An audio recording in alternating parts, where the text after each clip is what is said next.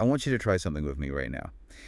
If you are driving, uh, obviously, please keep your eyes glued to the road. Yeah. Safety first, always. Please don't close your eyes on the freeway. Right, exactly. But if you are safe, if you're just sitting at home or maybe on a walk, just close your eyes for a second. We are going to take a little trip back in time. We are going back to the year 1976. 1976. That is exactly 50 years ago now. Half a century. It really feels like a completely different planet, doesn't it? Yeah. I mean, uh, paint the picture for us. Yeah. What does the world actually look like in 1976? Well, it's the bicentennial in America, so you have red, white, and blue flags absolutely everywhere. It's a huge cultural moment. Right. But technologically, it is the dawn of this totally new era, but it is still entirely analog. You have NASA, for example, unveiling the very first space shuttle, the Enterprise. Which was a massive deal. Oh, totally massive. It's this gigantic, tangible promise that we were going to leave the planet regularly. It felt like the future had finally arrived. And what about on the ground, down here with the rest of us?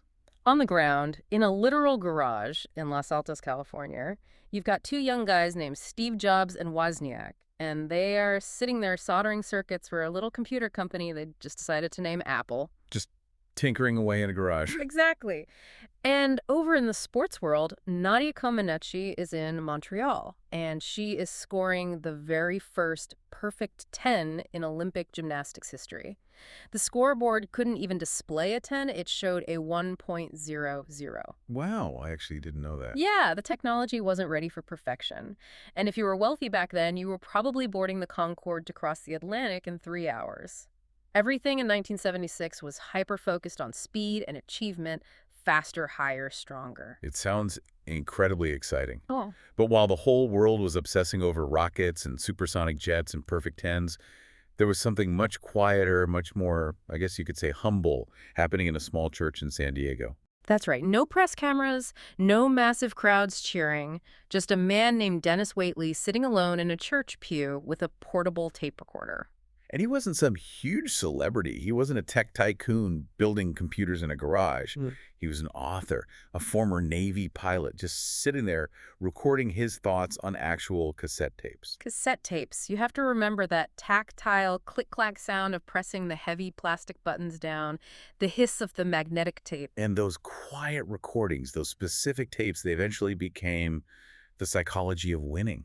Which is, and I say this without any exaggeration, the absolute big bang of the audio self-improvement industry. It didn't just sell well, it exploded.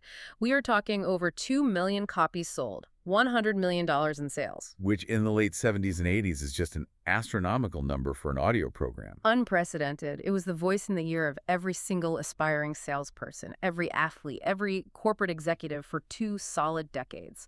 People carried these tapes in their briefcases. Okay, but here's where I have to pause and play the skeptic for a second.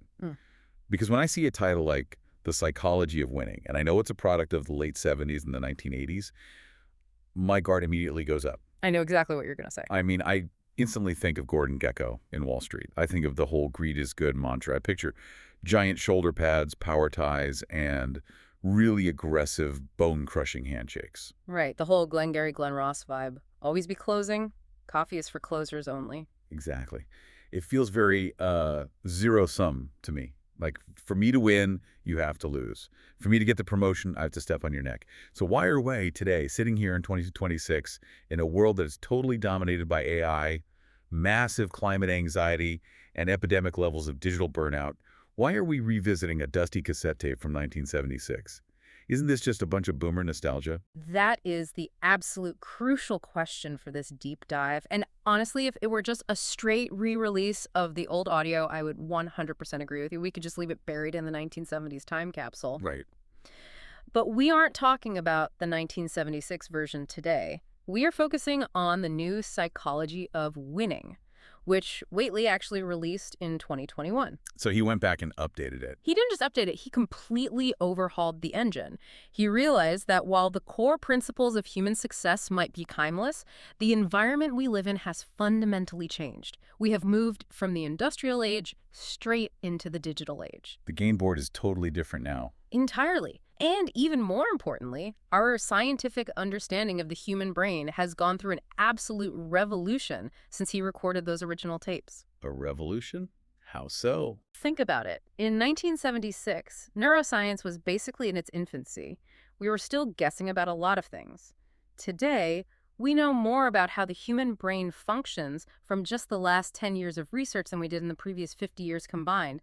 We have functional MRI machines now. We can watch thoughts happen. That's a huge leap. So Waitley came back in 2021 to say, okay, here's what I got right back then, here is what the hard science tells us now, and most importantly, here is how you actually survive and thrive in a modern world where your smartphone is actively trying to hack your dopamine loops every single second of the day. Okay, well, that sounds a lot less like greed is good and a lot more like basic survival. It absolutely is survival. This new material is less of a corporate battle manual and much more a guide to self-mastery in a world that is literally designed by engineers to distract you. All right, I am fully listening now. But before we get into the heavy brain science, and I know we are going to really deep dive into the neuroscience later, we absolutely have to address this definition of winning. Because, like I said, I have this almost allergic reaction to the word itself. It just feels arrogant. And Waitley addresses that exact hesitation immediately in the new book. In fact, he redefines the word winning entirely. Okay. And he uses a story that I think you will really appreciate. It's from a movie called Breaking Away. I actually haven't seen that one. Oh, it's a brilliant classic coming-of-age film from 1979. The actor Dennis Christopher plays this teenager in Indiana who is completely obsessed with Italian bicycle racing. But his father is a stonecutter. He cuts heavy limestone out of the quarries for local buildings. And there's this one specific scene between them that is just quietly heartbreaking. Set the scene for us. What happens? The father and the son are walking near the university, looking at the stone buildings. And the father turns to the boy who dreams of being this elite cyclist, and he says, "You're a stonecutter. We've always been stonecutters. You can go to the university if you want to, but you were born to be a cutter just like the rest of us." Oof. Man, that is heavy. That is a heavy thing to drop on a kid. It's essentially a life sentence handed down out of love. He's not trying to be a cruel villain. He's trying to be realistic and protect his son from disappointment. He believes in what Waitley calls environmental heredity. Environmental heredity. That sounds like a very academic way of saying emotional baggage. It is exactly that. It's the ingrained belief that your early environment completely dictates your ultimate destiny. It's the voice that says, we are from this specific zip code, we only do this type of blue-collar job, we think these specific thoughts, and we don't reach above our station. It's an invisible script that gets handed to you the moment you are born. The father is basically saying, don't try to win out there in the big world. Just focus on surviving right here. So in this specific context, winning isn't about beating a competitor in a bike race. It's about beating that internal script. Yes, it's about breaking away, which is exactly where the title of the movie comes from. But Waitley takes this concept even further. He actually looks at the historical etymology of the word winning and the concept of competition. He goes all the way back to the ancient Greeks, the original Olympics. Right, the guys running around in the dirt tracks. Exactly. And do you happen to know what the root Greek word for gymnastics or gymnasium actually is? I mean, I assume it has something to do with athletics or sports or training. It comes from the Greek word gymnos, which literally translates to naked. Naked. Okay, let's keep it PG for the listeners, but explain the philosophical significance of that. Well, literally speaking, yes, the athletes competed completely naked. But philosophically, and this is Waitley's point, it meant stripping away absolutely all of the societal artifice. You took off all the outward symbols of your rank, your wealth, your status, your armor. It was just you, your raw physical body, and your internal spirit, testing yourself against an absolute standard of excellence. So it leveled the playing field entirely. Completely leveled. It wasn't about looking at the guy in the next lane and saying, I have to destroy him to be a winner. It was an internal dialogue saying, I have to become the absolute highest, best possible version of this human form. That is a massive paradigm shift from how we view sports and business today. So it's not, I win, therefore you must lose. Not at all. Waitley's modernized definition of winning, and this is the core thesis of the entire update, is this. Winning is contributing more in value to the world than you take in payment. Wait, repeat that. I want the listener to really catch that. That's the bumper sticker right there. Winning is contributing more value than you receive in payment. That is so counterintuitive to modern culture, because we usually think winning is getting the absolute most money for the least amount of actual work. It's all about passive income. It's the 4-hour work week, automating your business so you can sit on a beach. And that is the modern hustle culture trap that leaves everyone feeling empty. Waitley argues that true winning is fundamentally generative. It's about service. If you are that stonecutter in Indiana, be the absolute best stonecutter you can be because you are creating lasting beauty for your community, not because you are stuck in a dead-end job. If you are a bicyclist, ride to push the boundaries of human endurance. You know, hearing this philosophy of value over payment, it feels to me like it comes from a very specific, deeply personal place. Because usually people who talk like this have either never actually been poor and are just being idealistic, Yeah. or they were so intensely poor that they learned early on that money isn't everything. Where does Waitley fall on that spectrum? Oh, he falls very deeply into the latter camp. And there's a specific story in the book that really hooked me on his personal credibility. It's the chicken sandwich story. Yes. This one stuck with me too. It is just so vividly told. So I want you to picture San Diego in the early 1930s. We are talking deep, brutal Great Depression era. Waitley is just a little kid at the time. His father has completely left the picture, just abandoned the family entirely. It is just him and his mom trying to survive. They have absolutely nothing. And when we say nothing in the 1930s, we mean I ye. mean severe food insecurity. We mean a daily grinding struggle just to stay alive. And every single day for school lunch, his mom packs him a sandwich in a brown paper bag. But it is not roast beef or ham and cheese. It is 2 thin slices of cheap bread, a little smear of mayonnaise, some salt, some pepper, and something called nucoa. Nuko.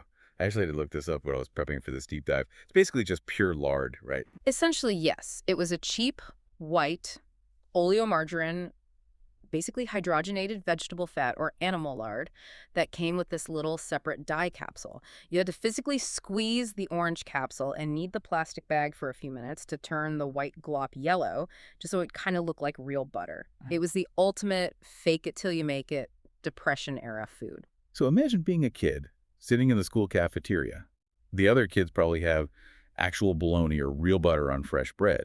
And he is sitting there eating this greasy, seasoned lard sandwich. Right. And he is an observant kid, so he asks his mom one day, "Mom, what kind of sandwich is this exactly?" And she looks down at him with absolutely all the pride and dignity she can possibly muster in that terrible situation. And she says, "Dennis, it's a chicken sandwich." And being a smart kid, he obviously opens the bread to check. Exactly. He opens it up and says, "Mom, there's absolutely no chicken in here." And this is the line. This is the absolute cinematic movie moment of his childhood. She looks him right in the eye and says, "Dennis, it's a chicken sandwich without the chicken. You have to go to the library to get the chicken." You have to go to the library to get the chicken. Man, that is just, it's heartbreaking to think of a mother having to say that, but it's also incredibly empowering at the same time. It is incredibly profound because what she was really telling him was, I can give you the bare minimum bread, I can keep you alive, but the real meat of life, the substance, the wealth, the success you want, I cannot give that to you. Nobody is going to hand that to you. You have to go out and earn it yourself by educating your mind. And he clearly took that advice very literally. He did. He says he practically lived inside the local library after that. He read everything he could get his hands on. And that is exactly where he met a teacher, Mr. Seeley. And a huge shout out to all the 8th grade teachers out there who are actively changing kids' lives, who handed young Dennis a book called As a Man Thinketh by James Allen. Now, that is a huge classic, Yes. published in the early 1900s, right? 1903, I believe. And the absolute core metaphor of that entire book became the foundational philosophy of Waitley's entire life and career, and it's the metaphor of the garden. Let's break that down for the listener. How does the garden work? The concept is that your mind is a plot of fertile soil, a garden, and you are the master gardener. If you actively plant good seeds, positive thoughts, clear goals, new skills, optimism, you will eventually harvest beautiful flowers and nourishing fruit. But, and this is the really scary part that people forget, if you do absolutely nothing, if you just leave the garden alone and ignore it, it doesn't just stay a nice, neat, empty patch of dirt. Weeds grow. Weeds inevitably grow. You never have to go out and intentionally plant weeds. They are the default biological setting of a neglected environment. Fear, self-doubt, cynicism, anxiety, they just automatically show up and take over if you aren't actively, daily planting the good stuff to crowd them out. And I love that metaphor, but this leads us directly into the hard science of Section 2. Because planting seeds in your mental garden sounds really nice and poetic for a self-help book, but what is actually physically happening inside the human brain? This is where I really want to push you as the expert here. Whaley talks extensively about moving away from this old idea of psychocybernetics and moving toward modern neuroplasticity. What does that shift actually mean in practical terms? Okay, let's get a bit technical for a moment, because this is where the 2021 update really shines. Back in the 1960s, a guy named Maxwell Maltz wrote a massive bestseller called Psychocybernetics. Now, Maltz was actually a plastic surgeon, and he noticed a really strange phenomenon. Even after he physically fixed someone's face, fixed a scar or a crooked nose, the patient would often still feel completely ugly on the inside.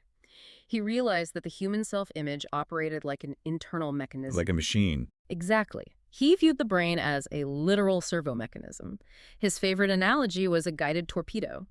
You punch the target coordinates into the torpedo and it fires.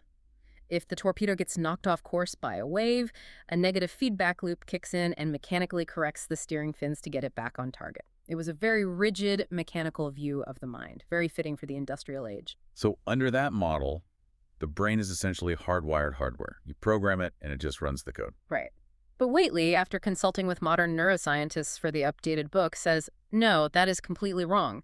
The brain isn't a hardwired, rigid machine at all. It is highly malleable.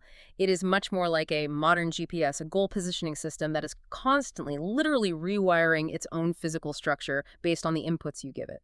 And the absolute chemobiological mechanism here, the thing we barely understood back in the 70s, is something called the RAS. The RAS, let's unpack that. It stands for the reticular activating system. It is a very small, dense bundle of nerves located right at the base of your brainstem.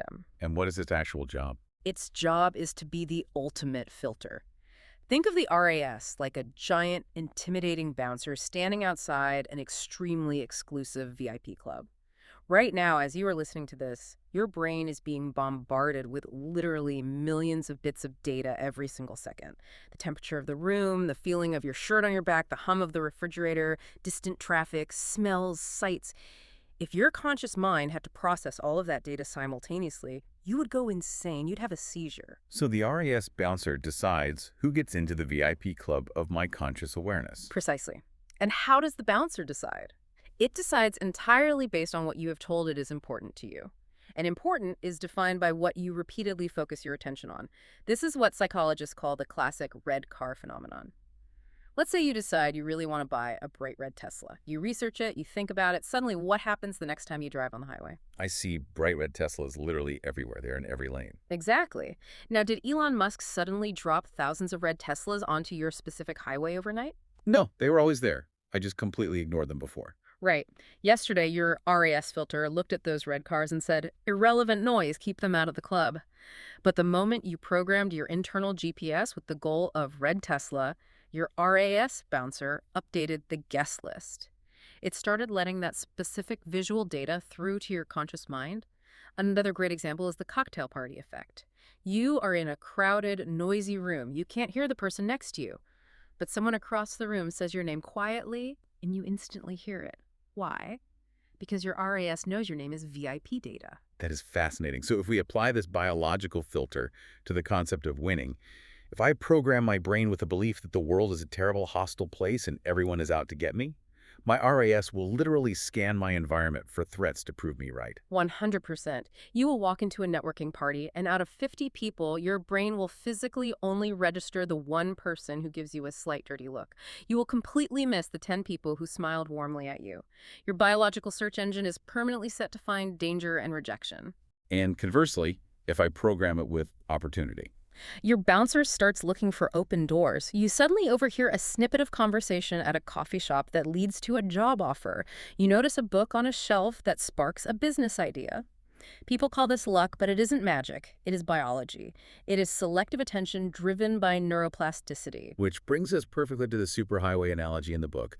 I absolutely loved this section because it takes this complex idea of habit formation and makes it incredibly visual. It really is the best way to understand how neuroplasticity actually feels.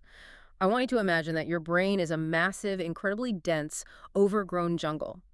To think a brand new thought for the very first time, since your new thought is, I am a confident, engaging public speaker, is like trying to hike through that dense jungle with a dull machete.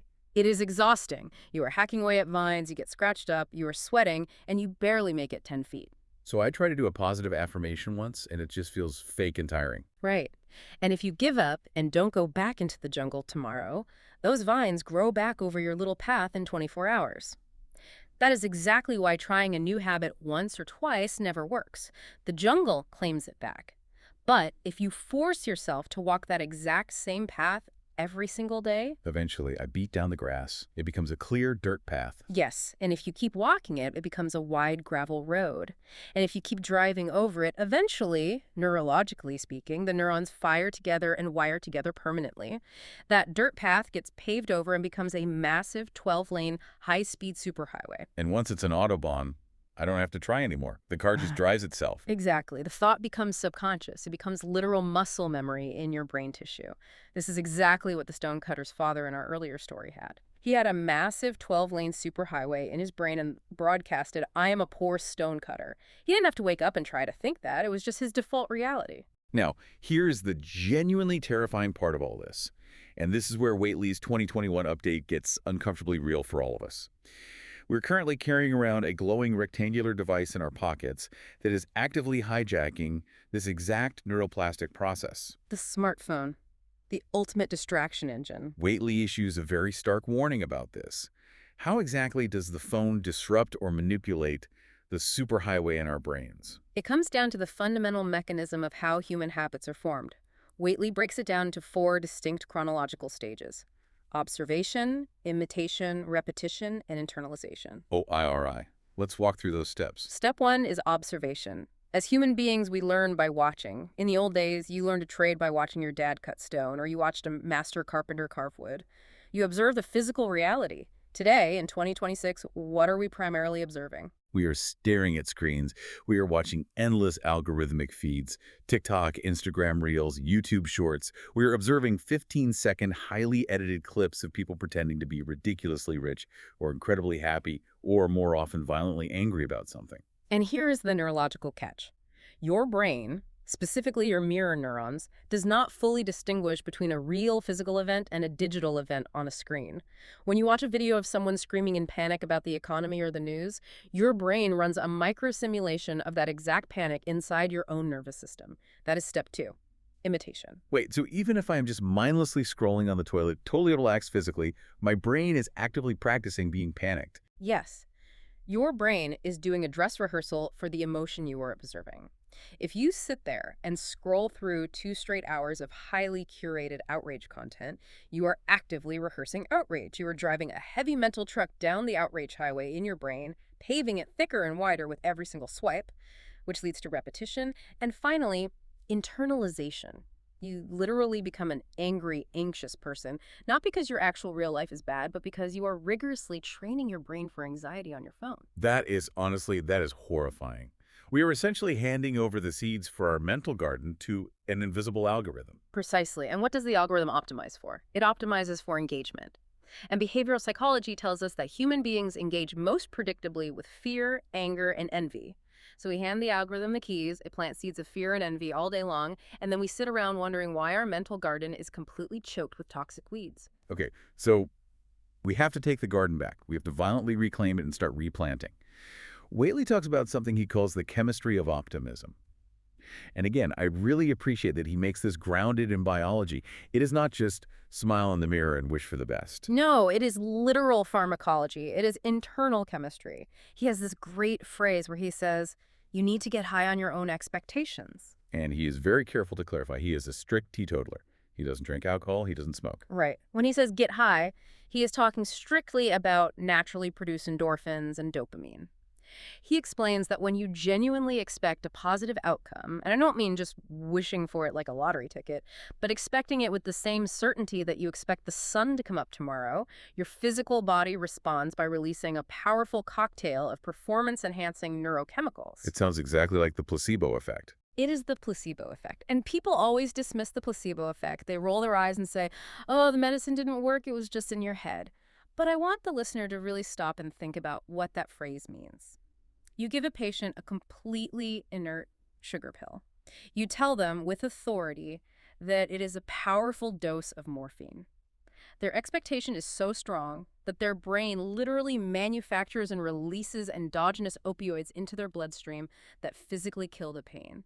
The belief creates the actual biology. So Waitley is saying that optimism is essentially hacking your own internal placebo response to boost your daily performance. That is exactly what it is. Think about a business scenario. If you walk into a crucial sales pitch and your internal script expects you to fail and get rejected, your brain triggers a threat response. It dumps cortisol and adrenaline into your system. Right. What happens? Your muscles get stiff, your vocal cords tighten so your voice cracks. Your brain shunts blood away from your creative prefrontal cortex and sends it to your limbs to run away. You are chemically prepping your body for the failure you expect. And it becomes a self-fulfilling prophecy because you give a terrible pitch. But if I walk in truly expecting to win, If you expect to win, your brain releases dopamine. Dopamine relaxes you, it makes you fluid, creative, and socially expansive. You smile naturally, you make great eye contact. You are chemically preparing your body to connect and succeed. okay, so we have the underlying mechanisms down. We understand the RAS filter, the superhighway of neuroplasticity, the chemical power of optimism. Now we need the actual framework. How do we build this? Waitley gives us the core structure. The 10 qualities of a winner. The famous 10. This is the absolute backbone of the entire program. I am going to list all 10 of them rapidly right now just so the listener can hear the sheer scope of the framework before we dive into one. Yeah. Here we go. 1, positive self-expectancy. 2, positive self-motivation. 3, positive self-image. 4, positive self-direction. 5, positive self-control. 6, positive self-discipline. 7, positive self-esteem. 8, positive self-dimension. 9, positive self-awareness. And 10, positive self-projection. It is an incredibly comprehensive, holistic system. But did you notice the linguistic pattern in every single one of those? They all start with positive self. Everything is internally focused. Because that is the only domain you truly have jurisdiction over. You cannot control the stock market. You cannot control the weather. You certainly cannot control what the social media algorithm serves you. You can only exert control over the self. Now, obviously, we cannot do a deep dive into all 10 qualities today, or this recording would literally be 12 hours long. But I want to zoom in hard on quality number 9, positive self-awareness. Because reading through the book, it feels like without this specific quality, the other 9 are basically useless. Self-awareness is the map. Think back to the GPS analogy. If you have the most advanced, powerful GPS system in the world, but it doesn't know where your car is currently parked, it absolutely cannot give you directions to your destination. You have to know your starting coordinates. And to find those coordinates, Waitley introduces this exercise he calls the mirror test. And I have to confess, I sat down and tried these questions on myself, and honestly, they are brutal. They are deeply uncomfortable questions. They are specifically designed to pierce through our protective egos. We all have blind spots to our own flaws. Here's question 1. How would I like to be married to me? Right there, that is a total relationship reality check. That will stop you in your tracks. It really does. It forces you to completely step out of your own subjective defensive viewpoint. Instead of constantly thinking, my spouse is nagging me again, my spouse is so demanding, it forces you to look in the mirror and ask, am I actually a difficult, stubborn person to live with? And he doesn't stop there. He asks, how would I like to have a boss like me? How would I like to have a best friend who acts exactly like I do? It is all about gathering 360-degree feedback. Seeing ourselves not as our intentions, but as others actually experience our actions. And Waitley shares a very personal story about this process that is just, well, it's funny to read now, but it must have been incredibly humiliating for him at the time. The story of his nickname. Oh, this is an absolute classic Waitley story. So Denis Waitley, the famous author of The Psychology of Winning, the guide touring the globe telling executives how to manage their lives, thinks of himself as this incredibly important, high-energy dynamo. He's always rushing, always making deals. But one day, his closest friends essentially sit him down for a sudden intervention. And they finally just tell him the blunt truth about himself. They look at him and say, Denis, do you have any idea why we all call you Waitley? We aren't just using your last name. We call you that because we constantly always have to wait for Lee. Ouch. Waitley. That is a brutal pun from your friends. He was chronically, notoriously late for everything. Dinners, meetings, flights. But inside his own head, he had built this elaborate protective narrative. His internal script was, I am a very busy, very important man. I am maximizing my time by squeezing in just one last important phone call before I leave. That was his modern version of the stonecutter script. Right. I am just a busy guy. That's who I am. Exactly. But when his friends forced him to look in the mirror and see himself through their eyes, the illusion shattered. He realized, I am not acting like an important person. I am acting like a rude, arrogant person. He had this profound realization that being late is actually a form of theft. When you keep someone waiting for 20 minutes, you are literally stealing irretrievable minutes of another human being's finite life. That specific reframe completely changed his behavior. It forced him to rewire his superhighway. He made a conscious decision to kill the late person identity and become the early person. I am statements. Let's really dig into that tool, the I am list. Because, to be totally honest, affirmations can sometimes feel very cheesy or woo-woo. Standing in front of the mirror yelling, I am a tiger, I am a fierce lion. It feels a bit silly. And Waitley agrees. It is not about pumping yourself up with delusional, hype man lies. It is about giving your internal GPS clear, authoritative instructions. Waitley suggests taking a piece of paper and making 2 distinct columns. Column 1 is headed I am. Under this, you write your genuine current strengths. I am a dedicated parent. I am a hard worker. I am empathetic. You absolutely need to acknowledge the good fruit you have already grown in your garden to build baseline confidence. Okay, that makes sense. And column 2. This is where the actual neurological programming happens. Column 2 is essentially, I am not yet, but I want to be. But, and this is a crucial rule, you must write them in the present tense, starting with, I am. So if I'm chronically late like Waitley was, I don't write, I want to try to stop being late so much. No, absolutely not. You write, I am highly punctual. I deeply respect other people's time. But wait, isn't that just objectively lying to myself? If I know for a fact that I am always late, and I write down I am punctual, isn't my brain going to reject that as delusional? It feels like a lie at first, yes. But it is actually what psychologists call teleological thinking. It means focusing entirely on the end goal. If you tell yourself, I am trying to stop being late, what is the core noun your brain focuses on? Late. The RAS bouncer hears the word late and says, got it, that's our identity. If you affirmatively state, I am punctual, your brain begins to look for ways to make that new statement true.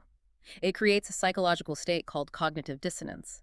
Your brain gets uncomfortable and says, hold on, you just declared that you are a highly punctual person, but you are currently sitting on the couch scrolling TikTok while you should be driving. Get up and move. So you are basically pre-programming the final destination into the GPS so the car actually knows which direction to start driving. Exactly. You are laying the very first bricks on that new superhighway. Now, a huge part of genuine self-awareness is also knowing what you are naturally, biologically wired to be good at. Waitley spends time talking about the critical difference between core competencies versus passions. This is such a vital distinction, especially for young people trying to figure out their careers today. Society constantly tells kids, just follow your passion, do what you love, and the money will follow. But let's be realistic. Sometimes your absolute greatest passion is singing pop music, but biologically you are completely tone deaf. Right. And if you follow that passion blindly, you are going to starve. Exactly. Waitley references extensive data from the Johnson O'Connor Research Foundation. They do rigorous aptitude testing, and they draw a hard line between learned skills, which are things you might actually hate doing, but you learn to do them to pay the bills, and your natural hardwired aptitudes. So how do we actually find those natural aptitudes if they're buried under years of learned skills? He has a great diagnostic question for this. He says, look back closely at your childhood. Look at the years before you had a mortgage to pay, before you cared about what car you drove or your social status. What exactly did you do just for the pure fun of it? What was the play that didn't feel like work? Precisely. Were you the 10-year-old kid who was always organizing the neighborhood kickball games and assigning teams? Guess what? You have a natural aptitude for management and leadership. Were you the kid sitting in the garage, quietly taking apart the family toaster to see how the springs worked? You have an engineering mind. Were you the kid constantly mediating fights between your siblings? You are a natural diplomat or negotiator. And the ultimate goal is to somehow align your adult career with that specific childhood competency. Because when you manage to align those two things, you undergo a massive shift. You move from working to playing. Think about a brilliant scientist alone in a lab at 2 in the morning. They aren't working hard in the miserable sense. They are playing. They are in a state of deep psychological flow. That is what Waitley means by winning. That makes total sense. Let's pivot now to Section 4, because I think this is the most urgently relevant part of the 2021 update. Winning in the completely digital age.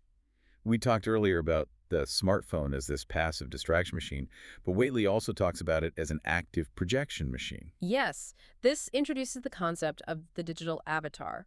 In 2026, pretty much every single person listening to this has two distinct identities.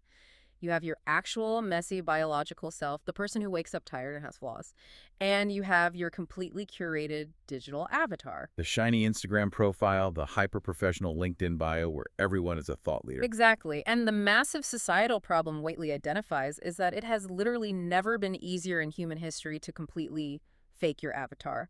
You can rent a parked Lamborghini for $50 an hour for a photo shoot.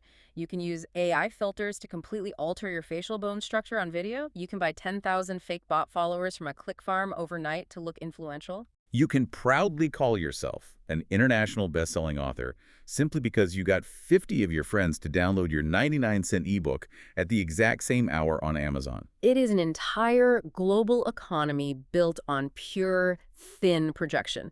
And Waitley issues a very stern warning here. He says that if you spend all your time and energy constantly polishing and defending this fake digital avatar while completely neglecting your actual real-world character, you are essentially building a massive, heavy skyscraper on top of a sinkhole. Eventually, the physics catch up. The truth always comes out. So what is the solution? What is the bedrock? If the digital avatar is just shifting sand, what is the solid rock we're supposed to build on? He calls it the integrity triad. I always love a good conceptual triad. Walk us through the 3 points. Point number one of the triad. You must stand up for truth, especially under intense pressure. Which is infinitely harder than it sounds on a podcast. It is excruciatingly hard today. When the online mob, or even just the culture in your specific office, is all rushing wildly in one direction, and you know in your gut that it is ethically wrong, standing perfectly still requires immense internal strength. But Waitley argues that taking that stand is exactly what physically builds your deep self-esteem. You prove to yourself that you cannot be bought. All right, what is point 2? Point two, actively give others the credit. Now, this one is really interesting, especially in the context of internet culture. He specifically mentions the industrialist Henry Ford here, right? He does. So Henry Ford famously said, whether you think you can or think you can't, you're right. It is probably one of the top 5 most famous motivational quotes in human history. Every guru quotes it. But Waitley points out, and Waitley is meticulous about always citing his sources in his books, he points out that Henry Ford likely borrowed that concept from someone else. Waitley's absolute rule is, always remember who brought you to the dance. Which is so rare now. In the modern creator economy, everyone just constantly steals content. Someone posts a viral video, and 1,000 other people copy it frame for frame and say, look what I made. No, you didn't make that. You saw it on Reddit yesterday. And Waitley says that giving credit is actually a massive power move. It demonstrates to the world that you are fundamentally secure in your own worth. Only a person who is overflowing with internal value can afford to generously give credit away. If you are constantly hoarding credit and stealing ideas, it broadcasts to everyone that you feel empty and desperate inside. That is a great reframe. And what is the final point? Point 3? Point 3, be relentlessly honest and open about who you really are. True vulnerability. But wait, we need to clarify what true vulnerability means today, because we aren't talking about content vulnerability, right? Right. We are absolutely not talking about setting up a ring light, turning on your camera, and strategically crying for 30 seconds just to farm sympathy likes and boost your algorithm engagement. That is just more avatar manipulation. Waitley actually models true vulnerability in the new book itself. He admits a secret that he kept for decades. He reveals that back when he wrote the original Psychology of Winning, back when he was flying around the globe, standing on massive stages, telling millions of people exactly how to win it like he was personally losing terribly. Wait, really? The guy who wrote the Bible on winning was failing? Yes. Behind the scenes, he was going through an incredibly painful, messy divorce. He was locked in a bitter custody battle over his children. He was under immense financial stress from the legal fees. He writes that he felt like a total hypocrite, a prisoner of his own wants. Wow, so he was essentially writing the exact book that he desperately needed to read himself. Exactly. He was trying to coach himself out of a dark hole. And the fact that he is willing to admit that reality 40 years later, that is true integrity. That is him saying to the reader, listen, I wasn't some enlightened guru sitting on a peaceful mountaintop handing down stone tablets. I was a flawed guy, bleeding in the trenches right next to you, just trying to figure out how to survive.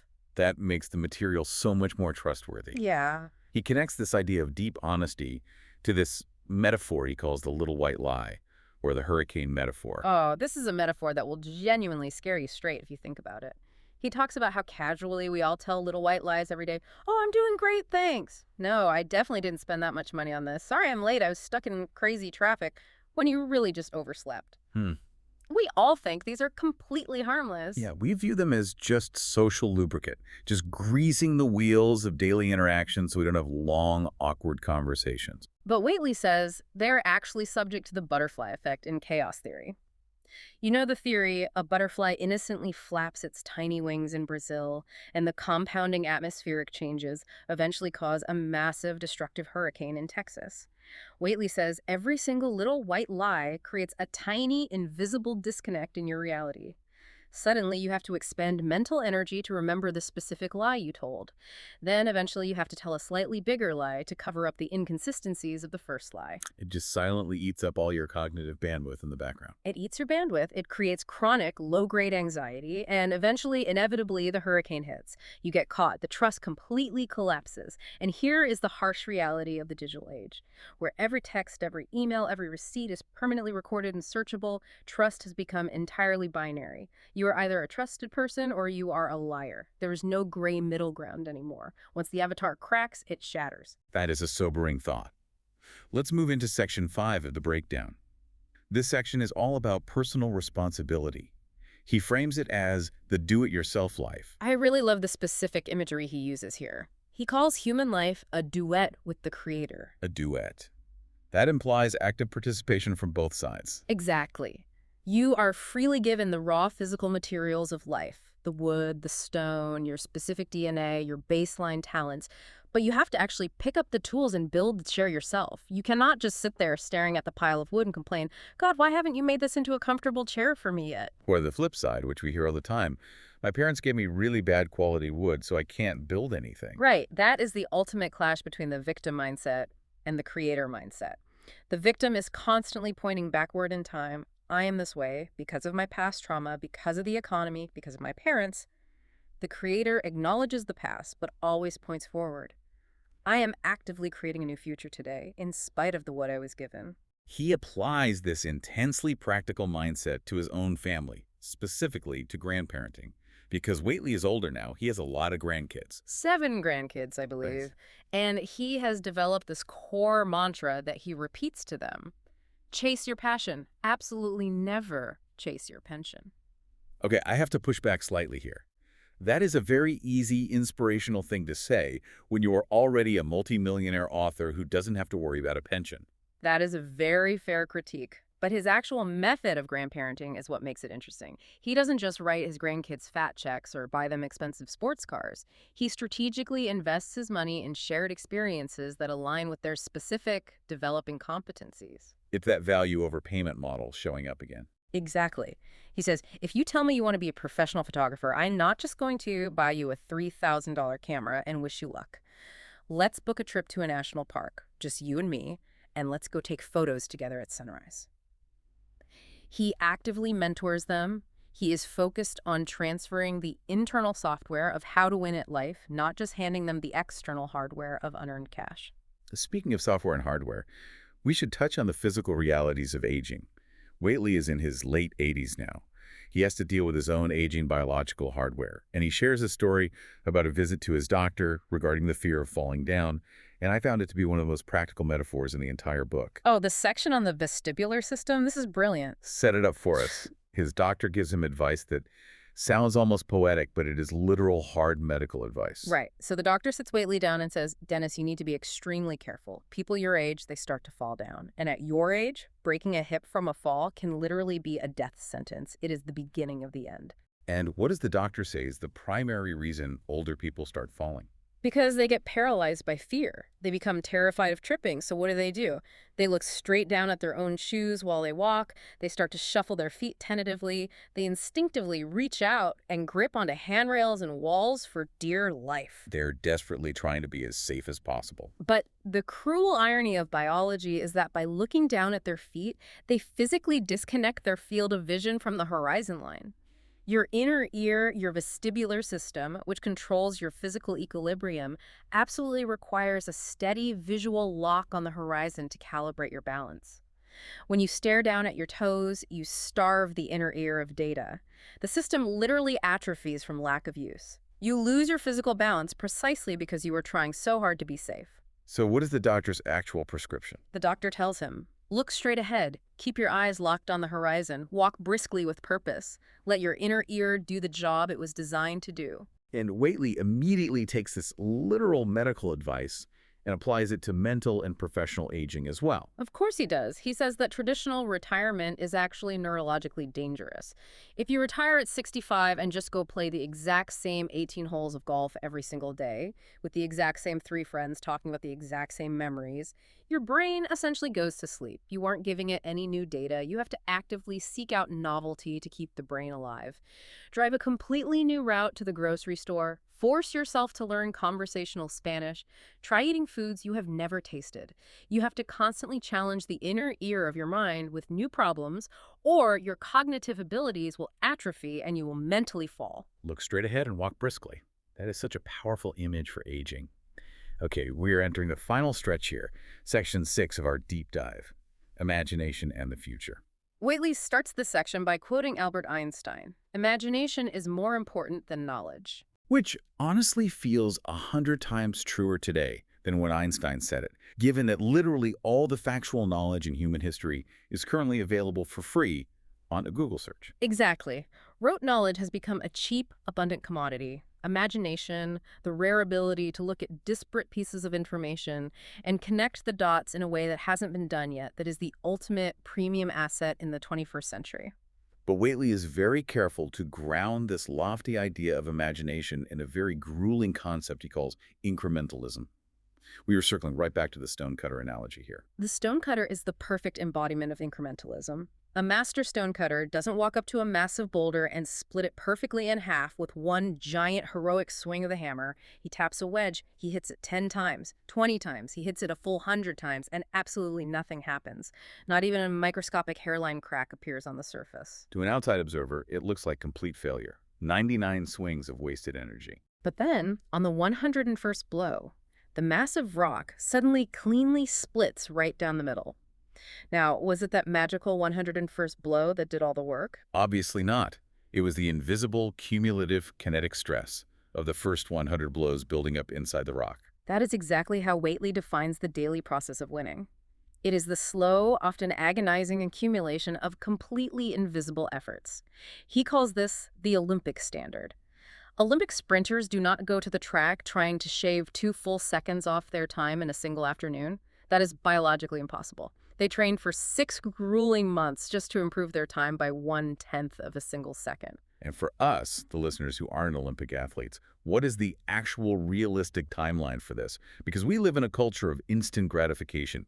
We want the overnight life hack. We want the pill that makes us confident by next Tuesday. And Waitley refuses to pander to that. He gives us the hard, unvarnished neurological truth.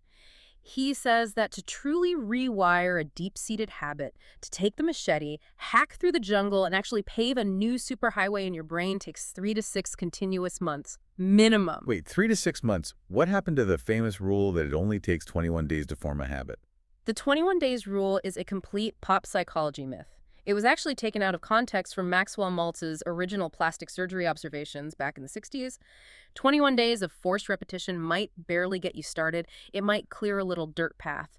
But for deep, structural neural change, 3 to 6 solid months. And if you want it to become true muscle memory where you don't even have to think about it because it is simply who you are, that takes 1 to 2 full years of consistent practice. You know, hearing that is actually strangely reassuring to me. Really? Most people find that timeline depressing. Why is it reassuring? Because think about it. If I decide I want to change my diet, or I want to stop losing my temper with my kids, and I try really hard but slip up and yell after just 1 month, my default reaction is to feel like a total failure. I think, oh, I'm broken, the system didn't work for me. But Mhm. hearing this data, Waitley is basically saying, no, you aren't broken, you are just only in month 1 of a 6-month construction project. You haven't paved the road yet, keep hitting the stone. Exactly. You are just laying the loose gravel. It's supposed to be bumpy and messy right now. Do not stop swinging the hammer. So if you stick with it, winning literally becomes an unconscious biological habit. You can become winning prone. Just like a person can become accident prone. If your internal GPS expects you to fumble the ball, your muscles tighten up, your visual focus fractures, and you physically drop the ball. But if you have trained your brain for 2 years to expect to catch it, you are loose, you are highly focused, and you just naturally catch it. You have to put in the months to build the automatic habit of catching the ball. Well, we have covered an absolutely massive amount of ground today. We traveled from a quiet church pew in 1976 to the algorithmic smartphone traps of 2026. We went from a large sandwich in the Great Depression to the complex neurochemistry of the placebo effect. It has been a wild journey through the mind. So let's try to bring it all home for the listener. If the person listening to this deep dive takes only 3 core concepts away to apply to their life today, what should those 3 things be? Number one, you have to completely redefine winning. Stop looking sideways at your coworkers and thinking about how to beat them. Start thinking about the stonecutter. Ask yourself, am I actively breaking away from my environmental heredity? And most importantly, am I contributing more actual value to my family, my company, and the world than I am extracting in payment? That's powerful. Number 2, Number two, you must ruthlessly guard your garden. the RAS bouncer. Exactly. Recognize that your RAS is the ultimate gatekeeper of your reality, and your smartphone is currently functioning as an automated weed planting machine. You have to be absolutely ruthless about what content you observe and imitate because the neuroscience proves that is exactly what you will internalize and become. And the final takeaway, number 3. Number three, commit to the integrity triad. We live in a world overflowing with fake digital avatars. Choose to be the rare person who stands firm for the truth, who actively pushes credit to others, and who has the courage to admit when they are failing. That is the only psychological foundation that won't eventually collapse into a sinkhole. I love that. And to close this out, I want to end with the final very poignant visual image that Denis Waitley leaves us with in the book. It's about legacy. The image of the shade tree. Yes, he writes, I want to be a gardener who plants shade trees under which he may never actually sit. It is the absolute ultimate expression of long-term, generous thinking. It's realizing that true winning isn't just about the trophies or the money you accumulate in this brief life. It's about the deep, protective shade you manage to provide for the people who will come long after you are gone. Your kids, your younger colleagues, your community. And he has a very specific, practical, daily ritual to help build that mindset, the gratitude sign-off. Yes, this is the very last thing he does every single night before he goes to sleep. Yeah. He doesn't lay in bed doom-scrolling Twitter. He doesn't check his work email one last time to spike his cortisol. He intentionally programs his subconscious mind for the night. By simply saying thank you. He lays there and actively says, thank you for the gift of this day. Thank you for the difficult challenges that forced me to grow. Thank you for the small wins. He manually sets his internal GPS to gratitude so that while his body sleeps for 8 hours, his brain is actively doing construction work, building superhighways of abundance and opportunity rather than fear and scarcity. So here is our final challenge to you, the listener. Tonight, when it's time for bed, put your phone in a completely different room, go look in the bathroom mirror and do the brutal mirror test if you are feeling brave enough. And then, when you finally lay your head down, try doing the gratitude sign-off. Plant one good seed in the garden before you sleep. And tomorrow morning when you wake up, remember to look straight ahead at the horizon. Because winning is never just a single event or a trophy. It is a lifelong practice. It is a lifestyle. Keep hitting the stone, keep growing the garden. Thank you so much for joining us on this deep dive. We will see you all next time.